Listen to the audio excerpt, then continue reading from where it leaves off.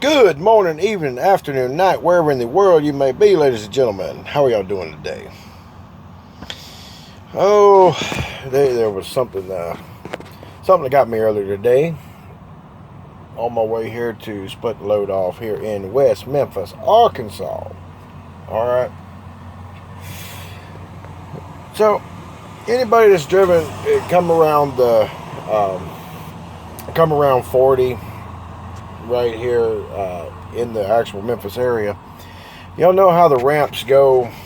You've got the 40 that exits to the left and the 240 that exits to the right.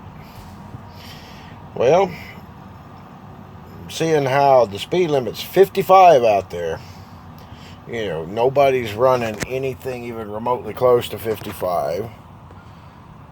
Having my blinker on. All right, at any given time, we got 5 lights on either side of the truck. Had my blinkers on, trying to get over. And this four-wheeler, I don't know what was going through this lady's head. But my blinker was on for a little bit, coming up there, trying to get over. They won't let you over. You gotta drive like a dang maniac to get in front of some of these people. So, of course, I had to speed up because I caught a little gap. This lady was coming from the left lane. Her blinker wasn't on. Not until she got right there to the gap. My blinker was on the entire time. I started moving over, and as soon as I moved over, she come on right on over into that middle lane, and she's over there pointing at me like I did something wrong. And what it was, she was going to the 240. No, of course, I was going to the 40. But as fast as she was driving, along with everybody else out there, and I'm trying to do the speed limit, she just non-stop kept pointing. Oh, pissed me off so bad. But whenever she come over, I got back over into my lane, and she's over there just pointing at me like she's pissed off. So I let her do her little bullshit, and I got in behind her and exited or whatnot. The whole time she's just pointing at me, going down the interstate. I don't think she had a care in the dang world that my blinker was on way before hers. This is a problem out here. Folks don't want to look over their shoulders. They don't want to look around. Use your damn mirrors whenever doing lane changes. Nobody's reading these street signs. I mean, they're in place for a reason. So, I'm actually surprised that they ain't threw a dang hissy fit whenever I told them. They say that I still got over 3 hours left on my clock. And night driving for me, it sucks. See, I can't even keep my eyes open all night, to run all night. I wish I could, because that would be the ideal time that I would want to run more often at night. Less traffic on the roadways. So I told them, after I split the load here, that, that I wasn't ready for a load. They asked, ETA. I told them pretty much 6 o'clock in the morning. That way, I could have done it at any time after midnight, because after midnight tonight, I get enough time back. I'll have a full 11 worth of driving or whatnot, because I really don't like running off of these small times. And I know these people here, since it is the weekend and all, they're not really too aggravated with it. But my normal dispatch or whatnot, he would probably start going off. Well, you got time to run, why don't you use it? Like, well, if I run if I run my time out if I would have ran that other 3 hours out, I mean, more or less, my time would have been ready at as soon as I got my recap at midnight.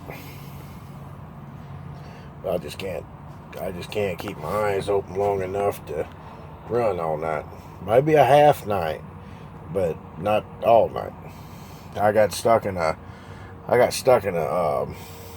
oh, what do you call that thing there? I've got my own little schedule thing now, where I was, sleeping at night and whatnot, and it takes a toll on you.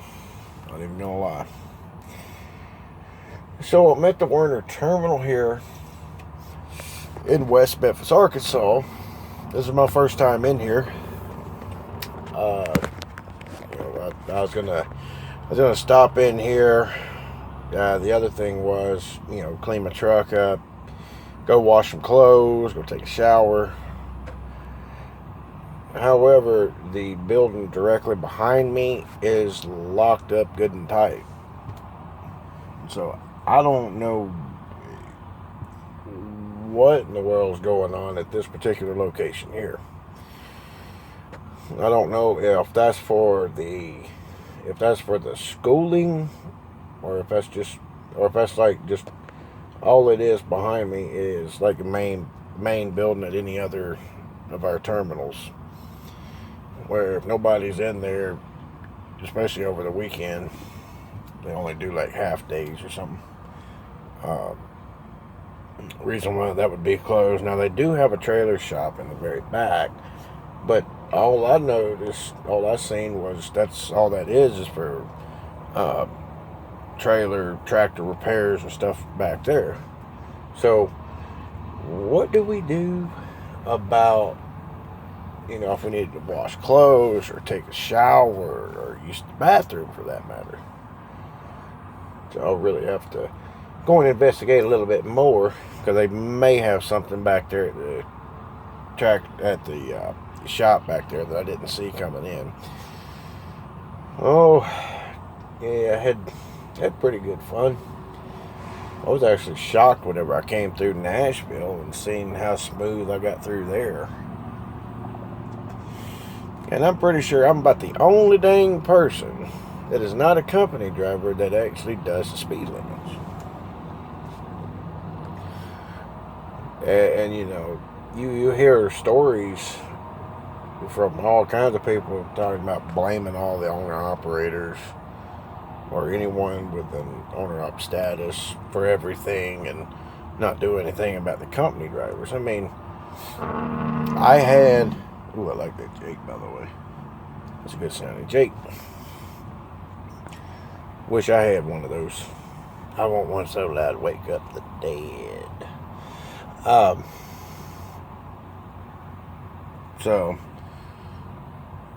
Oh crap, what was it? I had another one of those doggone brain farts. Go figure.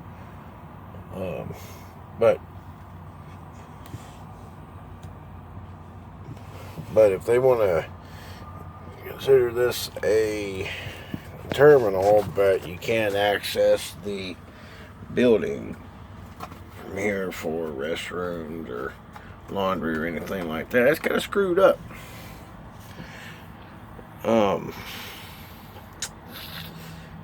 Yeah. Damn it. So I kind of screwed up a little bit, for sure. Of course, I don't have to go too far to get fuel now, since I'm still fueling up on their fuel circuit. So I don't have to worry about all that. And this is really what's screwed up. Is it's literally next door to USA Trucks Terminal. Now, I drove for USA Truck before, back before they bumped their trucks up, back when it was still 61 mile an hour, and because of the experience that I had over there, I wouldn't advise anybody to go drive for them. But to everyone their own little opinion or whatnot. My opinion is they suck. But that's just my experience with them and all. So, more or less, I mean literally, dang near spitting distance. Go ahead and spit on their building. So I'm hoping I get something decent tomorrow. But the thing that was screwed up, and it was messed up the most, because I know they're probably a little on the aggravated side, because the load that was split in here was supposed to be here by 6 a.m. this morning. Of course, that was never done due to the fact, if you watch the other video before this, you know I had to get personal drive time, and I was talking about that skateboarder that couldn't see his lights on, couldn't crank up his radio if he had one in the truck, which for damn near every skateboarder that I've ever encountered, they have radios. Now, there may be a few of them out there that don't, but that's the ones that mainly have radios, because they have to, stay in contact by radio without actually getting out of their truck at some of their customers. I mean, they do have to get out, unstrap, unchain, untarp, or and then after they get done with that, then get back into the truck while they're being unloaded, and stay in contact with the guys on the loaders and stuff like that. But that guy, I don't know what happened to him. So, we have definitely got to work on blinkers. We've got to work on looking through our mirrors. We've got to pay attention to speed limits. We need to pay attention to the speed in inclement weather. Because I surely don't want to be here if it ends up doing what it was doing back up in Bowling Green, Kentucky. Yesterday, actually had, what do you call that? Sleet. I was getting pelted by ice up there at the truck stop. But I don't know if anything's supposed to hit this far south or what it is, but there's another storm that was coming across. And the last time that I recall coming through, or even hearing about, whenever snow and ice here, and whether it's Memphis or West Memphis, and that people are just all over the place, crashes and everything. So the one thing that I'm hoping is I can avoid that, get a decent load, avoid it, get it rolling, make some more money.